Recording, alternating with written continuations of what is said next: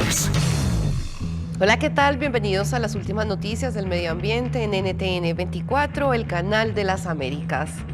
Nuevos pronósticos sobre la sexta extinción masiva de especies podrían ser más catastróficos de lo que inicialmente creían algunos científicos. Civilización en riesgo. La desaparición acelerada de especies teje un futuro nada promisorio para la humanidad. Publicaciones realizadas en revistas científicas han detallado el análisis hecho sobre unas 26.000 especies animales en riesgo de extinción alta.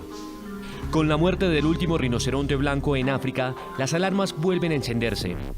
El biólogo de la Universidad Nacional Autónoma de México, Gerardo Ceballos, afirma que muchas de las especies animales que han desaparecido en el último siglo debían haber prolongado su existencia por unos 10.000 años, lo que genera alteraciones significativas en la cadena alimenticia y en los ecosistemas donde tenían su hábitat natural. En algunos casos, aunque aún existan ejemplares de diferentes especies, la población ha decrecido, lo que marcaría su inminente extinción. Por su parte, junto a Ceballos existe un grupo de investigadores que hacen un llamado a organizaciones y líderes de opinión para convocar a una conferencia que tenga la trascendencia de la COP21, que dio como resultado el Acuerdo de París, pero ahora a nivel de protección de especies para así frenar esta rápida desaparición, todo con el fin de que la humanidad tenga un nuevo aliento de vida. En Ciudad de México saludamos a Gerardo Ceballos, biólogo y autor del estudio sobre la sexta extinción de especies. Bienvenido. ¿Cuál es su pronóstico sobre esta situación? Muchas gracias, Harriet, por tenerme en tu interesante programa. Mira, esta es una pregunta muy interesante que estamos en este momento viviendo en el planeta. Le hemos llamado la sexta extinción masiva. Es decir, ha habido 5 extinciones previas, todas ellas naturales, en los últimos 600 millones de años de la vida en la Tierra. Estas extinciones que los científicos llamamos masivas tienen varias características. La primera es que son catastróficas, es decir, que acabaron entre el 70 o el 95% de todos los animales del planeta. Fueron muy rápidas en tiempos geológicos, es decir, ocurrieron en cientos de miles o millones de años y fueron causados por una catástrofe natural como el impacto de un meteorito en la Tierra o el vulcanismo. La presente extinción es la primera, que no es natural en el sentido de que no es causada por una catástrofe natural, sino que es causada por el impacto del ser humano. Y en este sentido, nuestros estudios y los de otros colegas han demostrado que hemos entrado ya a esta sexta extinción masiva. ¿Por qué podemos decir esto? Primero, en 2015 publicamos un estudio en donde fíjate que lo que hicimos fue ver cuál era la tasa de extinción normal, porque en la naturaleza siempre ha habido extinciones, y la tasa de extinción normal en los últimos 2 millones de años era de alrededor de una especie, si tenía 5.000 especies cada 100 años. Es decir, por 5.000 especies que había presentes en la Tierra, esperarías una extinción cada 100 años.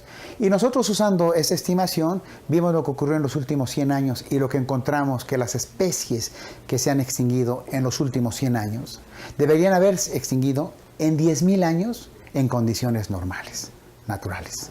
Es decir, desde la aparición del hombre en la Tierra hemos tenido un impacto, y este impacto se ha acelerado muchísimo en el último siglo por el crecimiento desbordado de la población humana.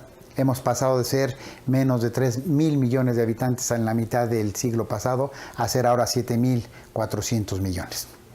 Las posibles consecuencias de esto son muy alarmantes. Recordemos primero que todas estas plantas y animales silvestres tienen un papel en la naturaleza, y este papel le llamamos los servicios ambientales. Los servicios ambientales dependen del buen funcionamiento de la naturaleza, que depende de las plantas y animales silvestres, y incluyen cosas como la combinación correcta de los gases de la atmósfera para que haya vida en la Tierra, la calidad y la cantidad de agua, la fertilización de todos los suelos del planeta, de las zonas silvestres, ¿sí? La prevención de enfermedades emergentes y reemergentes. Y en este sentido, cada vez que perdemos una especie, estamos perdiendo la capacidad de la Tierra para mantener las condiciones que han hecho posible la vida en general y la vida humana en particular. Profesor, ¿cuáles son esas especies las más afectadas? Mira, a pesar de que la información es no la más suficiente para poder determinar el estatus de todas las especies, podemos decir en este momento que la Unión Internacional para la Conservación de la Naturaleza, que es la institución que se encarga de llevar las mejores estadísticas sobre el tema, indica que más del 35% de todos los vertebrados, mamíferos, aves, reptiles, anfibios, peces, están en peligro de extinción.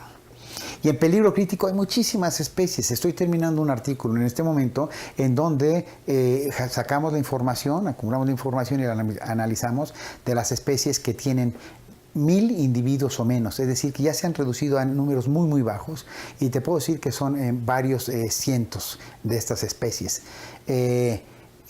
Podemos hablar, por ejemplo, el panda, el tigre, el elefante africano de bosque, los gorilas de montaña, las guacamayas jacintas. Es decir, yo podría pasar aquí literalmente horas enumerando todas estas especies que están en peligro y en peligro crítico de extinción. Los bisontes europeos, los perritos de las praderas, los delfines de la vaquita marina en México, enormemente amenazada. Y todas estas especies están en peligro de extinción básicamente por las actividades del hombre. Como yo mencionaba, si hiciéramos un cálculo, y hay 40.000 especies de vertebrados, por decir 40.000 especies de vertebrados en el planeta, nosotros esperaríamos ver 8 extinciones de estas especies en un siglo. Fíjate, nada más 8. Hemos visto casi 1000 y literalmente miles más están en peligro de extinción, y muchísimas de esas en grave peligro de extinción. Profesor, usted también dice que hay especies ya extintas que debieron prolongar su existencia por lo menos 10.000 años. ¿Por qué no sobrevivieron? Mira, los científicos hemos hecho muchos análisis, y recientemente, esta misma semana, salió un artículo en la prestigiosa revista Science en las que se hace un análisis muy metodológicamente muy correcto, en donde se revisa qué ha pasado, cuáles son los animales, los mamíferos que se extinguieron en los últimos 100.000 años, cuando el ser humano empezó a expandirse en todo el planeta desde África. Y lo que encontramos es que, independientemente de qué tipo de animales fueran, carnívoros, herbívoros, etcétera, los primeros que se extinguieron son los animales grandes, los mamíferos grandes. Es decir, en general ha habido características que hacen algunas especies más vulnerables. Yo te voy a mencionar 3. Una, el tamaño. Las especies más grandes tienen abundancias más pequeñas, es decir, elefantes, no hay el mismo número de elefantes en un área que el mismo número de ratones, hay miles de veces más ratones que elefantes, entonces es muy fácil que si se acaban los elefantes, o sea, acabar con los elefantes en una población que puede haber 50, 100 mil, ¿no? El segundo, además del tamaño, es lo que llamamos el área de distribución. Especies que tienen una distribución amplia son menos susceptibles que los que están confinados a un área pequeña. Imagínate que tú tienes un pez que vive en todo el Amazonas, ese es mucho menos vulnerable a un pez que vive solamente en un estanque, en un lago del Amazonas, ¿sí? Finalmente, hay otra vulnerabilidad de estas especies, son las que son atractivas para el ser humano. Mencionamos que muchas han sido cazadas, por ejemplo, para comida, y esas son más vulnerables. Pero también hay especies que son muy afectadas por enfermedades que han sido transmitidas por el humano o por especies invasoras. Hace algunos años, una enfermedad que llegó de Asia a América prácticamente ha eliminado muchísimas de las ranas, incluyendo muchas especies aquí en Colombia. Y esto es ¿por qué razón? Porque es un hongo que fue introducido de Asia. Ese hongo afectaba a las poblaciones de allá, a las especies de allá, pero esas especies habían coevolucionado durante muchos siglos, miles de años, millones de años con este hongo, por lo tanto tenían resistencia. En América se enfrentan con este nuevo patógeno, estas especies a las que ha tenido erradicado muchas de sus poblaciones. Profesor Ceballos, gracias por estar con nosotros en Clímax. Agradezco mucho que me hayas invitado a tu programa, Harriet, y yo espero que las personas que nos estén escuchando entiendan la importancia de que seamos los cuidadores, los portavoces de la fauna y flora silvestres.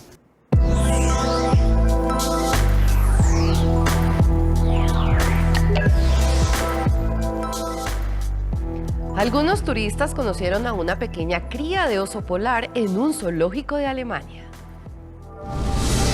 Pequeña cría.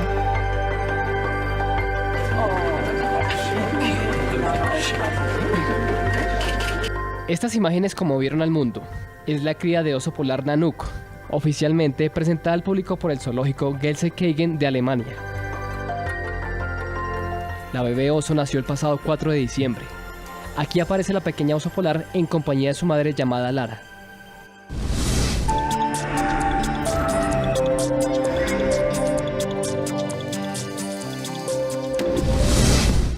¿Café sin sabor? Un sabor diferente al probar una taza de café haría que las personas luchen más contra el cambio climático. Según un nuevo estudio, Etiopía, el quinto país con mayor producción de café en el mundo, podría perder hasta el 60% de su tierra agrícola para fines de este siglo debido al cambio climático. El estudio, publicado en la revista Nature Plants, descubrió que la combinación de bajas precipitaciones y aumento de las temperaturas podría tener efectos sustanciales en las áreas cafeteras del país. Por su parte, un informe de World Coffee Research anuncia que la demanda de café podría duplicarse para el 2050, pero la tierra adecuada para cultivarla quedaría reducida a la mitad. Los efectos del cambio climático no solo reducen la cantidad de café producida, sino también puede obstaculizar su calidad.